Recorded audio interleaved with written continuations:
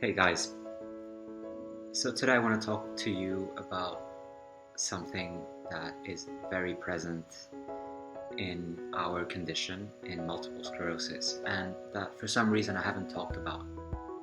But there's a lot that I can say about it, and that's why today I'm making this video to tell you about my experience with MS and depression.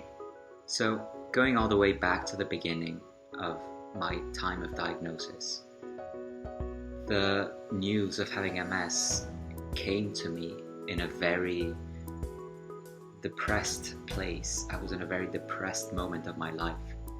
And I was depressed mainly because I was trying to do things, but I felt like I didn't have the energy, and I had no explanation as to why I couldn't be equally active as my peers.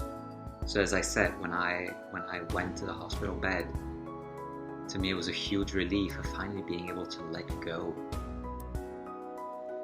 Now, this has changed over time, despite me now knowing why it is that I may not have the energy to do what my peers do. It does get to me at times that I can't, and I have to say no to a lot of things. I have to say no to all social activities that are past 9 p.m. because I know I'm not going to have the energy to endure or to stay social.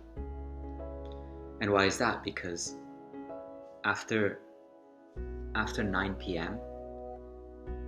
I sort of start losing my ability to articulate properly, so I prefer to stay quiet, and that sort of defeats the purpose of going out to socialize with people. And that does make me very depressed at times. At other times I just try to look at it as something good, as an opportunity for me to rest even more.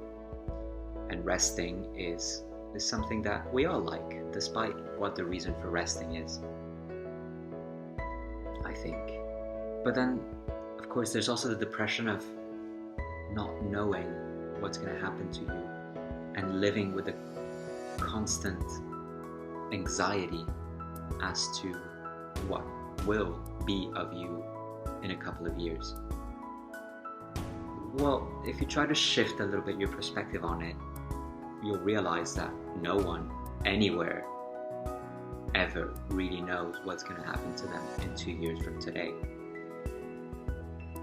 Perhaps we just have a more increased awareness because we know that there's a downward curve that we're inevitably following.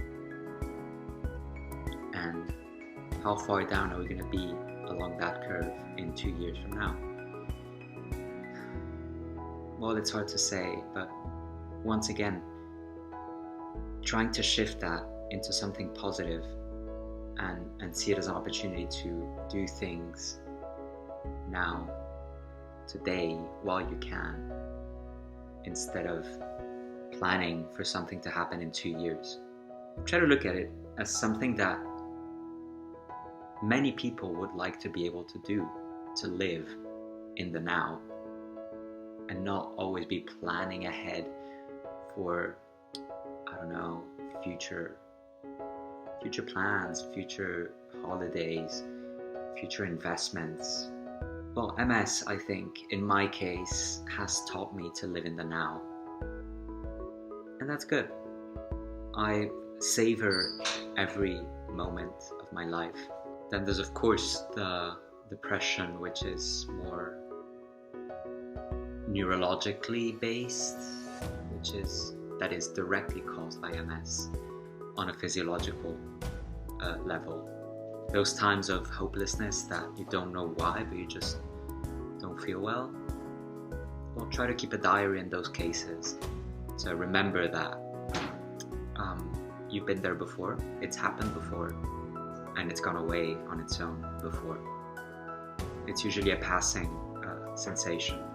If I don't keep a diary myself, then I just purely use my memory, and I remember that, wow, I was really depressed that day. I don't even know why anymore. That to me works as the opposite of a diary, but it works in the way that I've gone as far, I've gotten so much over it that I've even forgotten what it was about. And that makes me realize how trivial it all was and how unreal the feelings were. Depression in multiple sclerosis is a reality, and it is a reality that all MS patients have to struggle with. Try to look at it as something positive, as a lesson that you can take something away from, namely that it teaches you to enjoy one day of your life at a time and not always be looking at the future or at the past. So thank you for watching this video. I hope this has helped some of you guys.